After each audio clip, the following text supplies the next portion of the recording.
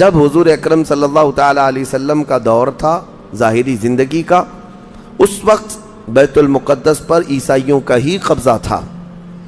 ہم یہ بتاتے ہیں عیسائیوں کا، لیکن عیسائیوں نے کہاں سے قبضہ کیا تھا؟ وہ تو یہودیوں سے حاصل کیا تھا. یہودیوں کو مارتے تھے. اتنی خطرناک جنگیں ہوتی تھیں عیسائیوں میں اور یہودیوں میں کہ بیت المقدس میں خون خرابہ یہ آج کی تاریخ نہیں ہے، بہت پرانی تاریخ ہے. ٹائٹس نام کا ایک عیسائی بادشاہ جس نے پورے بیت المقدس کی اینٹ سے اینٹ بجا دی تھی، اور اس نے جتنے یہودی وہاں پر آباد تھے سب کو قتل کروا دیا تھا. پھر عیسائیوں کا قبضہ ہوا تھا. کتنے بڑے بڑے عیسائی بادشاہ آئے اور انہوں نے وہاں پر سوائے ظلم کے اور کچھ نہیں کیا بیت المقدس میں. یہ تو ان کی تاریخ چلتی تھی عیسائیوں کی، یہودیوں کی. یہودیوں سے کئی مرتبہ بیت المقدس لے لیا گیا اور عیسائی جھنڈا وہاں لہرایا گیا. کئی 100 سال تک عیسائیوں نے یہودیوں کا داخلہ بھی بند کر رکھا تھا کہ کوئی یہودی پھٹکنے بھی نہ پائے. بیت المقدس تو چھوڑیں، یروشلم میں، فلسطین میں کسی یہودی کی انٹری نہیں تھی. عیسائیوں کا جب غلبہ تھا تو یہ کئی زمانے تک چلتا رہا. اصل یہاں پر کیا تھا وہ میں آپ کو بتا دوں. یہ بیت المقدس کا مسئلہ آپ کو سمجھنا اس لیے بھی ضروری ہے کہ آج پوری دنیا میں یہ ایک سب سے بڑا ایشو کیوں ہے. اس کی بنیاد یہ ہے کہ حضرت آدم علیہ السلام کے بعد سے وہ جگہ مقدس تھی، فرشتوں کی تعمیر کی ہوئی. لیکن جب حضرت داؤد علیہ السلام تشریف لائے تو آپ نے، چونکہ آپ کی حکومت تھی اس وقت، آپ بادشاہ تھے، آپ نے ایک مسجد تعمیر کرنے کا حکم دیا. لیکن آپ کے زمانے میں وہ کام نہ ہو سکا تو اپنے بیٹے حضرت سلیمان علیہ السلام کو انہوں نے حکم دیا. سلیمان علیہ السلام بادشاہ بھی ہوئے اور داؤد علیہ السلام کی کرسی پر بھی فائز ہوئے، اور وہ نبی بھی تھے، رسول بھی تھے، امت بھی تھی آپ کی. اور سلیمان علیہ السلام کو تو اللہ تعالیٰ نے ایسی طاقت دی تھی کہ وہ ہواؤں پر بھی حکومت کرتے اور جنات پر بھی حکومت کرتے. تو سلیمان علیہ السلام نے کام شروع کیا. یہ وہ جگہ تھی جہاں موسیٰ علیہ السلام عبادت کیا کرتے تھے. اس جگہ پر سلیمان علیہ السلام نے ایک مسجد بنانے کا حکم دیا اور یہ جنات بنانا شروع کرتے ہیں. اس کا ذکر قرآن پاک میں بھی موجود ہے. حضرت سلیمان علیہ السلام نے جب پورا ڈیزائن دیا کہ اس طرح سے بننا ہے تو پھر جنات تعمیر کرتے رہے اور جنات اتنا خوف کھاتے تھے سلیمان علیہ السلام سے کہ وہ ایک لمحہ بھی حضرت سلیمان علیہ السلام سے غافل نہیں ہوتے یا حکم عدولی نہیں کرتے. ہوا یہ کہ کام ابھی کمپلیٹ نہیں ہوا تھا کہ سلیمان علیہ السلام کا انتقال ہوا تو جنات بھاگ جاتے. لیکن اللہ کی مصلحت، حضرت سلیمان علیہ السلام لکڑی لے کر یوں کھڑے رہتے تھے، اپنا عصا لے کر کے کھڑے رہتے تھے اور کام دیکھتے رہتے تھے. جب تک سلیمان علیہ السلام کھڑے ہیں تیزی سے جنات بڑے بڑے پتھر لاتے تعمیر کرتے رہتے تھے. انتقال ہوا سلیمان علیہ السلام کا اور آپ ایسے ہی کھڑے رہ گئے. آپ کے کھڑے کھڑے وفات ہوئی ہے. اور اس طرح سلیمان علیہ السلام کی وفات کو سالوں گزر گئے لیکن آپ وہاں سے ہٹے نہیں کیونکہ کام چل رہا تھا. قرآن میں ہے، اللہ تعالیٰ فرماتا ہے جب لکڑی کو دیمک کھا گئی، کتنے سال گزر گئے ہوں گے. حضرت سلیمان علیہ السلام یوں ہی کھڑے تھے. اور عام دوسرے لوگوں کی موت تو چھوڑو، نیند میں کھڑا ہو کر کے دکھائے. وہ اللہ کے نبی تھے کہ انتقال کے بعد بھی وہ کھڑے رہے. روایتوں میں کئی سالوں تک، 10 سالوں تک آپ کھڑے رہے. اور اس کے بعد دیمک کھا گئی لکڑی کو تو لکڑی ٹوٹ گئی. تب سلیمان علیہ السلام زمین پر آ گرے. جنات اسی وقت جان گئے کہ یہ تو انتقال کر گئے. تب تک بیت المقدس کا کام کمپلیٹ ہو گیا تھا، جنات بھاگ گئے سب. یہ تعمیر، اس کو اصل میں بیت المقدس نہیں کہا جاتا تھا اس وقت، یہ ہیکل سلیمانی. یہ یہودیوں کے عقیدے کے اعتبار سے فرسٹ ٹیمپل ہے، پہلا مندر یا پہلی مسجد جو بھی ہے مقدس تھی. یہ ہیکل سلیمانی جو سلیمان علیہ السلام نے جنات سے بنایا تھا، اور سلیمان علیہ السلام کی کرسی جہاں لگتی تھی اس وقت حضرت سلیمان علیہ السلام نے جنات اور سرکش لوگوں سے اور جادوگر لوگوں سے سب چیزیں جادو کی چھین کر اپنی کرسی کے نیچے دفن کر دیا تھا. سب ختم کیا تھا کہ کوئی جادو ٹونا یہ سب چیزیں نہ ہوں. کیونکہ یہودی جادو کے پیچھے بہت بھاگتے تھے، صرف جادو میں ہی دن رات۔ آپ نے سب دفن کیا اور اس کے بعد آپ کے انتقال کے بعد سالوں بیتے اور اسی طرح سے رہے، لیکن پھر یہ ہیکل سلیمانی کو ایک بادشاہ آیا جو عراق کا رہنے والا تھا، اس کی یہودیوں سے دشمنی تھی، اس نے ایسا حملہ کیا کہ پورے ہیکل کو توڑ ڈالا، یعنی جو جنات کا بنایا ہوا تھا اس کو مکمل طور سے مسمار کر دیا، ایک دیوار باقی رہ گئی، ایک دیوار باقی رہ گئی، جہاں جا کر کے آج یہ یہودی روتے ہیں، دیوار گریا اس کو کہتے ہیں، وہ اس زمانے کی ایک باقی رہ گئی، باقی پورا ہیکل گرا دیا۔ زمانہ بیت گیا، یہودی اس بات پر روتے رہے کہ ان کو مارا گیا، قتل کیا گیا، پھر عیسائیوں کا اس پر قبضہ رہا، پھر عیسائیوں سے یہودیوں نے ایک بار پھر حاصل کیا، پھر دوبارہ یہ ٹائٹس کے زمانے میں عیسائیوں نے مار کر کے پورے یہودیوں کو خون خون کر دیا، اور پھر بیت المقدس کچھ نہیں تھا، ایک دیوار تھی، ایک دوسری وہاں پر ایک چھوٹی سی عمارت بنائی گئی، اس عمارت کو یہ سیکنڈ ٹیمپل کہتے ہیں، سیکنڈ ٹیمپل، یہ دوسرا مندر، اور اسی کو عبادت گاہ بنا کر چلتے رہے۔ زمانہ بیتا، یہاں تک کہ حضور صلی اللہ تعالیٰ علیہ وسلم کی نبوت کا اعلان ہوا، پھر اس کے بعد 23 سال گزرے، پھر آپ کی وفات کے بعد صدیق اکبر کا زمانہ آیا، پھر سیدنا عمر فاروق کا زمانہ آیا۔ تقریباً یہ 26-28 ہجری کی بات ہے، حضرت عمر کے دور میں۔ پھر حضرت عمر فاروق کے دور میں جو فتوحات ہو رہی تھی، اسلام پھیلتا جا رہا تھا، تب صحابہ کے ایک لشکر کو حضرت عمر نے فلسطین بھی بھیجا، جس میں حضرت ابو عبیدہ بن جراح بھی تھے۔ تو ان صحابہ نے اس چھوٹے سے لشکر کو لے کر فلسطین کا معرکہ ایسا سر کیا کہ یہ عیسائی سب جان چکے تھے حالات کیا چل رہے ہیں، سیرنڈر ہو گئے اور کہا ہم جو ہے یہ بیت المقدس کی ساری چابیاں آپ کے حوالے کرتے ہیں، لیکن ایک شرط ہے کہ ہم آپ کے ہاتھ میں نہیں دیں گے بلکہ مسلمانوں کے امیر المومنین کے ہاتھ میں دیں گے، وہ آئیں ہمارے پاس۔ تو وہاں جو صحابہ تھے انہوں نے خط لکھ کر بھیجا حضرت عمر کو، حضرت عمر مدینے میں تھے، کہا ٹھیک ہے میں آ رہا ہوں۔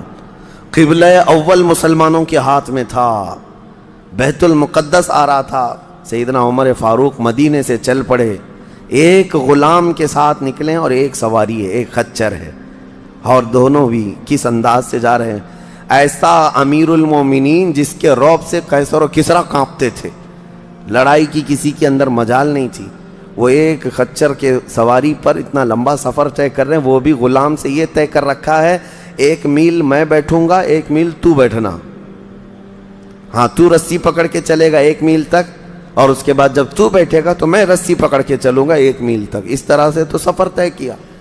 جب فلسطین پہنچ رہے تھے اور اس وقت لوگوں میں خبر تھی کہ امیر المومنین آ رہے ہیں، تو لوگ دیکھنے کے لیے شہر سے بھاگے بھاگے باہر آئے۔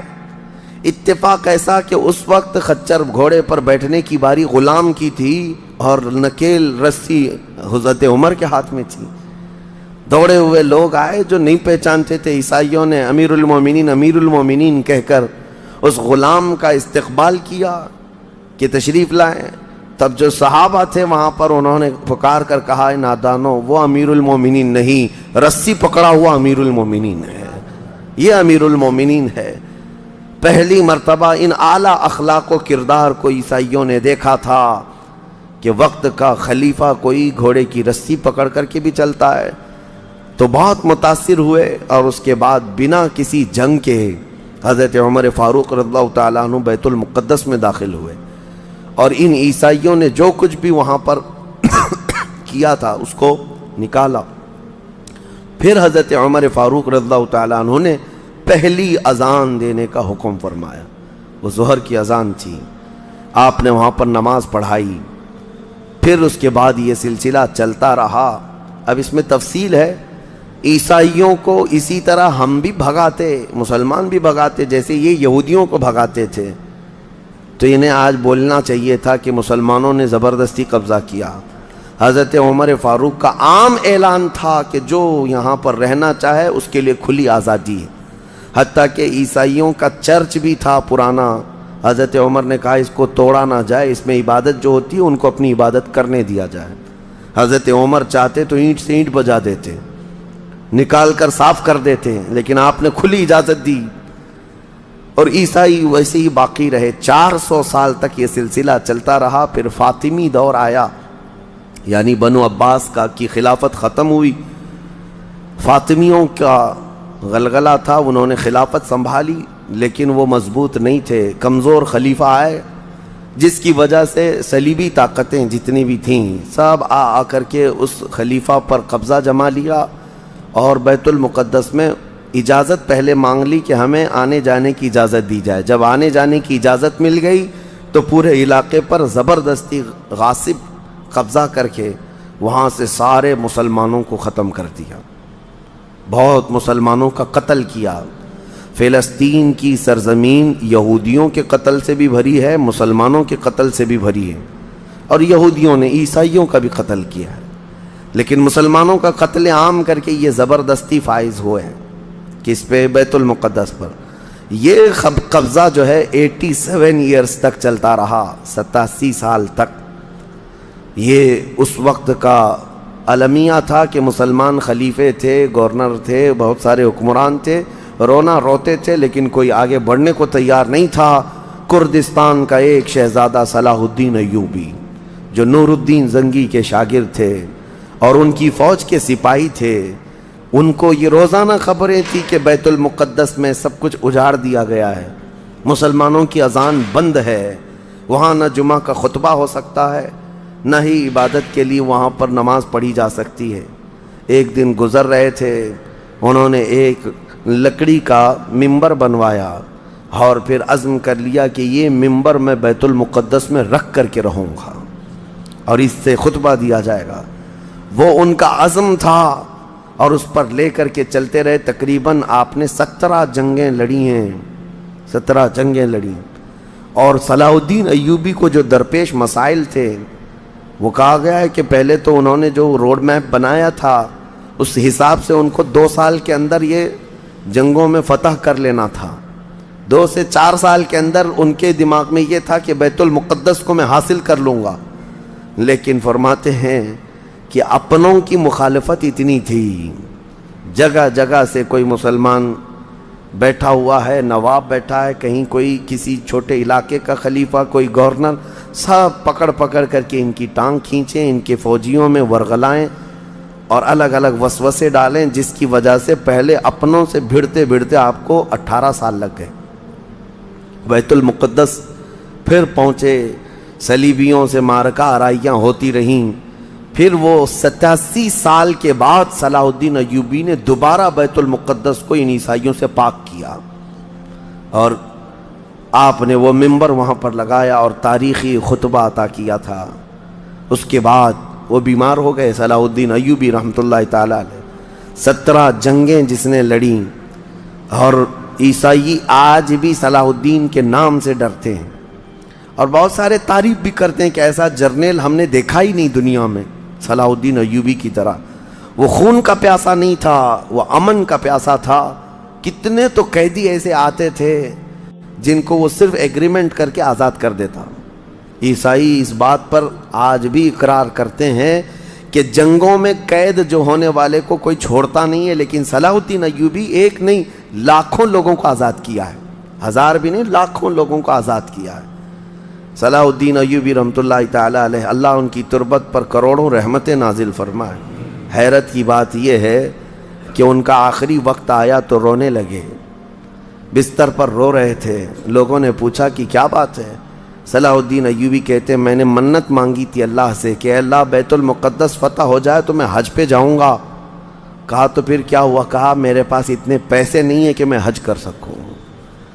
یہ وقت کا وہ عادل حکمران جس کی تاریخ عدل سے بھری ہوئی ہے، لیکن یہ بھی تاریخ ہے کہ مال لوٹ کر کے اگر اپنا محل بنایا ہوتا تو صلاح الدین کے بہت سارے آج محلات ہوتے، لیکن وہ آخر وقت بستر پر اس غم سے رو رہے تھے کہ میرے پاس حج پہ جانے کے لیے پیسے نہیں ہیں، جس کے زیر نگیں کتنے علاقے آتے تھے اس وقت، بہت سارے علاقوں کا وہ خلیفہ۔ لیکن میرے عزیزو، اسلام کی سچی تاریخ ایسے ہی خلفاء سے ہے، ایسے ہی خلفاء سے نظام ہے۔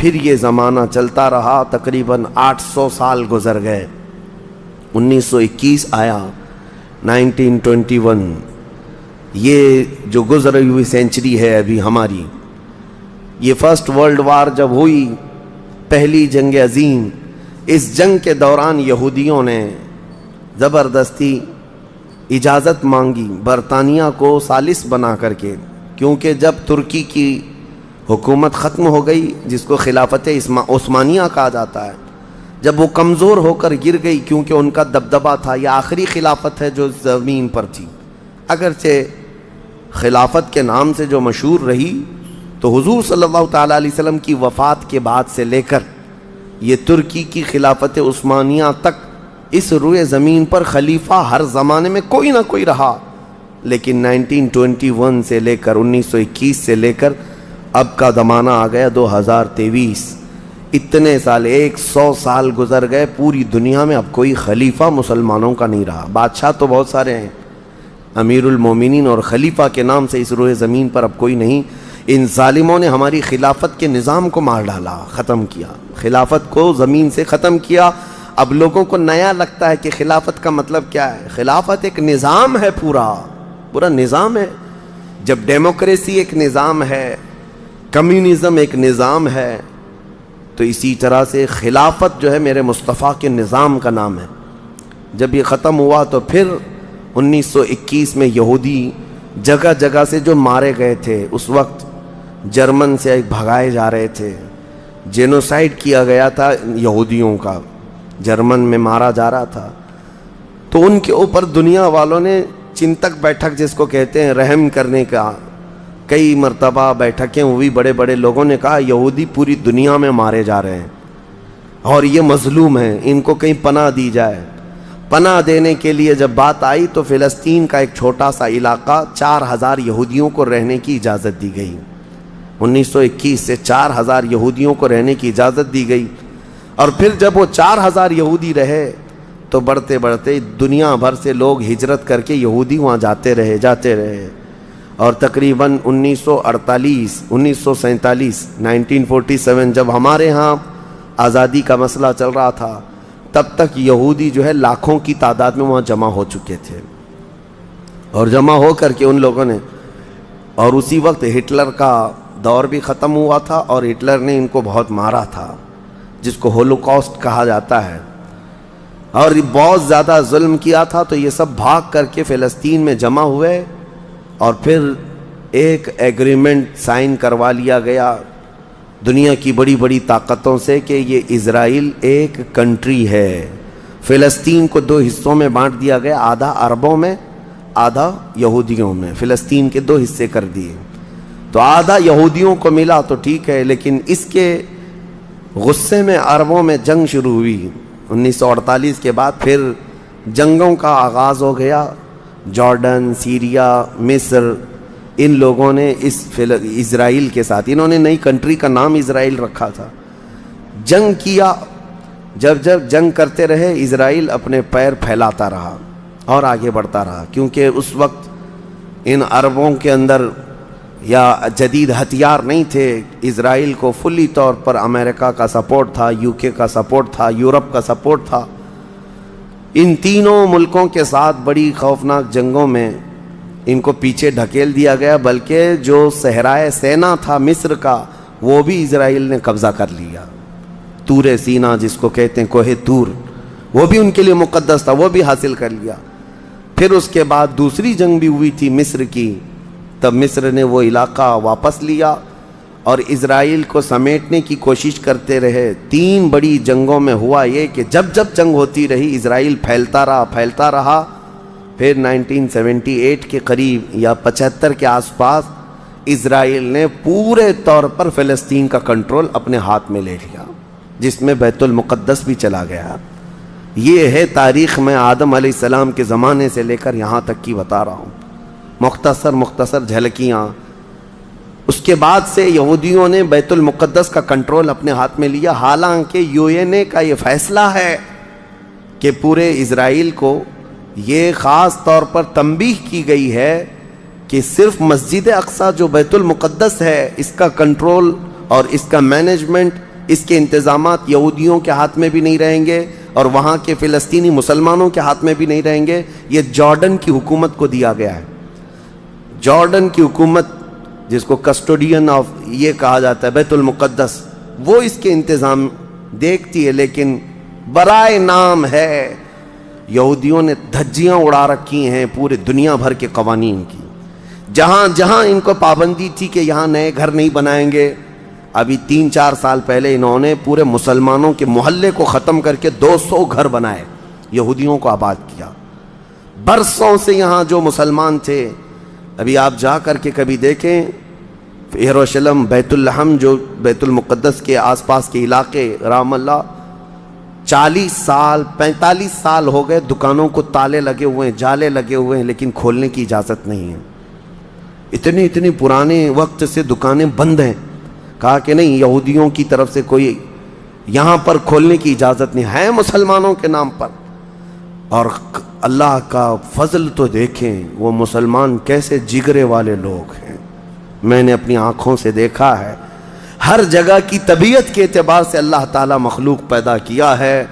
ان ظالم غاصب اسرائیلیوں کو ہم نے دیکھا، یہ بندوق تانے بیت المقدس کے ہر دروازے پر کھڑے رہتے ہیں، اور مسلمانوں کا فلسطینی 8 سال کا بچہ آتا ہے، اس کی نال یوں پھینک کر کے مسجد میں اندر جاتا ہے، نماز پڑھتا ہے، پھر نکلتا ہے، اور وہ فوجی دیکھتا رہ جاتا ہے، کچھ نہیں کرتا۔ بسا اوقات گولیوں سے برساتے ہیں، روزانہ کا معمول یہ ہے۔ رات کو گولیوں کی بارش ہوئی، سمیٹ کر کے ختم کیا گیا، زخمی ہاسپٹل میں گئے، دوسرے دن دیکھا عصر کے بعد بیت المقدس کے باہر صحن جو ہے وہاں پر پھر عورتیں، بچے، سب جو روزانہ عصر سے لے کر مغرب تک اپنی روٹیاں، اپنے کھانے لے کر کے آتی ہیں، بیٹھتی ہیں، ایسا لگتا ہے یہاں کچھ ہوا ہی نہیں، کچھ ہوا ہی نہیں۔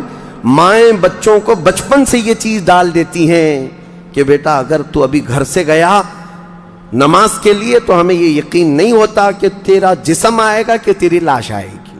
ہر ماں کا یہ وہاں پر جذبہ ہے، اور یہ حدیث پاک میں موجود ہے۔ میرے آقا صلی اللہ علیہ وسلم نے فرمایا، لا تزال طائفۃ من امتی، میری امت میں سے ایک جماعت ایسی رہے گی جو قیامت تک حق کے لیے لڑتی رہے گی، اور اللہ ان کا ناصر و مددگار ہوگا۔ بیت المقدس کی یہ تاریخ آج، بیت المقدس کو انہوں نے خون میں نہلا رکھا ہے، یہودیوں کا زبردستی اس پر قبضہ ہے۔ اب یہ چاہتے کیا ہیں، یہ بھی میں آپ کو بتا دوں، یہ چاہتے ہیں کہ یہ مسجد اقصیٰ جو تعمیر ہوئی، یہ حضرت عمر کے حکم سے ہوئی، پھر اموی خلفہ جب آئے، خلیفہ ولید بن عبد الملک، اس نے پوری مسجد بنوائی، اور یہ جو پیلا گنبد آپ دیکھتے ہیں، قبۃ الصخرہ، جو مسجد اقصیٰ سے جس کو مشہور کیا گیا ہے، یہ قبۃ الصخرہ ہے، ڈوم آف راک جس کو کہتے ہیں، یہ اصل اس سے لگی ہوئی ہے بیت المقدس کی مسجد پرانی، اس کو شو نہیں کرتے، اس کو یہ گرا کر کے، اس کو پورا زمین بوس کر کے 3rd ٹیمپل بنانے کا پلان ہے۔ ان کو یہ چاہیے کہ حضرت داؤد علیہ السلام کے زمانے میں جو کام شروع ہوا تھا، سلیمان علیہ السلام نے جو مندر بنایا تھا، جو ٹیمپل بنایا تھا، ہم اس کو اسی جگہ تعمیر کریں گے۔ تو بیت المقدس، مسجد اقصیٰ کی دیوار سے دیوار انہیں گرانا ہے، اس کے لیے یہ کیا کیا سازشیں کرتے رہے، کھدائی کرتے رہے کہ یہاں پرانا خزانہ ہے، فلاں چیزیں ہیں، ثبوت نکالنا ہے۔ کتنا دیواروں کو ہلانے کے لیے آرٹیفیشیل زلزلے لائے گئے، مصنوعی طور پر یہ زمین ارتھ کویک لائے گئے کہ مسجد اقصیٰ گر جائے، لیکن اللہ کی مرضی جب تک چاہے۔ اب اگر حالات ایسی ہیں تو یہ مسجد اقصیٰ کو گرا کر کے وہاں پر ایک 3rd ٹیمپل بنائیں گے، جس کا پورا آرکیٹیکٹ ڈیزائن بھی انہوں نے ظاہر کر دیا ہے، نشر کر دیا ہے، کوئن بھی ایک جاری کر دیا ہے، جس کو لے کر کے ان کے 3rd ٹیمپل کے اندر جائے گا، آئے گا۔ یہ 2017 کی بات میں بتا رہا ہوں، پوری تیاریاں کر لی گئی ہیں۔ اب دیکھا گیا ہے کہ مسلمان ہر جگہ سے سوئے ہوئے ہیں، اب کوئی بھی اٹھتا نہیں ہے۔ عربوں کے منہ میں تو انہوں نے اپنی زبان رکھ دی ہے، عرب اب بولنے کے قابل نہیں رہ گئے، اور بغل کے جو دیش لڑے تھے پہلے، مصر، سیریا، جارڈن، آج ان کی حالت کیا ہے؟ وہ خود خانہ جنگی میں مبتلا ہیں، آپس کی لڑائیوں میں مصروف ہیں۔ اسرائیل کی غنڈہ گردی اور دادا گیری اس حد تک بڑھ گئی ہے کہ اسے آس پاس کسی کا خوف نہیں۔ ہاں اگر کچھ بولتا ہے تو کبھی ترکی بولتا ہے، ہاں اس کو اپنے اس ملک کے لیے سب سے بڑا خطرہ محسوس ہوتا ہے تو ایران ہے۔ ایران کو اس نے سعودی سے ایسا لڑا کر کے رکھا ہے کہ وہ آپس میں جنگیں کرتے رہیں۔ اسی لیے ابھی ایران اور سعودی کا پیس معاہدہ ہوا، ایگریمنٹ ہوا، تو سب سے پہلے نیند حرام ہو رہی ہے اسرائیل کی کہ یہ اگر دوست ہو گئے تو میرا کیا ہوگا، میری حفاظت کیا ہوگی۔ اسرائیل حماس کو مدد کرتا ہے، جو غزہ میں ایک علاقہ باقی رہ گیا مسلمانوں کا جو فلسطین کے اندر ہے، جو آج تک لڑ رہے ہیں، آج تک راکٹ داغتے ہیں، اسرائیل کے ساتھ لڑتے ہیں۔ 20,000 کی تعداد ہے وہ بیچاروں کی، 20,000 کی تعداد ہے۔ اب یہ تاریخ اس طرح سے بتائی جاتی ہے، نیوز اس طرح کی ہے، اسے حماس کو اسرائیل مدد کرتا ہے، فلاں مدد کرتا ہے، جو بھی مدد کرتا ہو ہمیں اس سے وہ نہیں، لیکن ایک حق جماعت قیامت تک حق پر قائم رہے گی اور بیت المقدس کے لیے لڑتی رہے گی۔ پھر وہ دن آئے گا جب میرے آقا صلی اللہ تعالیٰ علیہ وسلم کی حدیث پاک ہے، خراسان سے ایک جماعت نکلے گی، خراسان سے ایک جماعت نکلے گی۔ خراسان پہلے کے دور میں رشیا کا کچھ حصہ، افغانستان کا کچھ حصہ، ایران کا کچھ حصہ، ایک پورا بڑا نقشہ ہے، اس کو پرانا خراسان آپ دیکھیں گے۔ خراسان سے ایک جماعت نکلے گی، ان کے ہاتھ میں کالے جھنڈے ہوں گے۔ میرے آقا نے فرمایا وہ اتنی تیزی سے نکلیں گے کہ دنیا کی بڑی سی بڑی طاقت ان کا راستہ نہیں روک سکے گی، اور وہ سیدھے جھنڈے لے جا کر کے بیت المقدس میں نصب کریں گے، اور پھر اسلام کا پرچم وہاں سے بلند کیا جائے گا۔ یہ قیامت کے قریب ہونا ہے۔ اب میں اس بات پر اپنی گفتگو ختم کرتا ہوں۔ دعائیں تو ہیں کہ اللہ تعالیٰ بیت المقدس کو آزاد کرے، لیکن یہودی جتنے دن ناچتے رہیں گے، دندناتے رہیں گے، ایک دن آنا ہے دنیا اوپر سے نیچے ہو جائے، نیچے سے اوپر ہو جائے، مگر میرے مصطفیٰ کا فرمان ہو کر رہے گا انشاءاللہ، اور غلبہ اسلام آ کر رہے گا۔ آج یوم القدس کے طور پر پوری دنیا میں یہ بات منائی جا رہی ہے۔ میں بچوں میں یہ انفارمیشن نقل کرنا چاہتا ہوں کہ بچوں یاد رکھو ہمارا بیت المقدس سے کیا رشتہ ہے، ہمارا کیا تعلق ہے، اور ہمارے لیے وہ کتنی عظمت والی جگہ ہے۔ اس لیے کہ آپ ہندوستان میں ہیں، دور دراز ہیں، کہیں پر بھی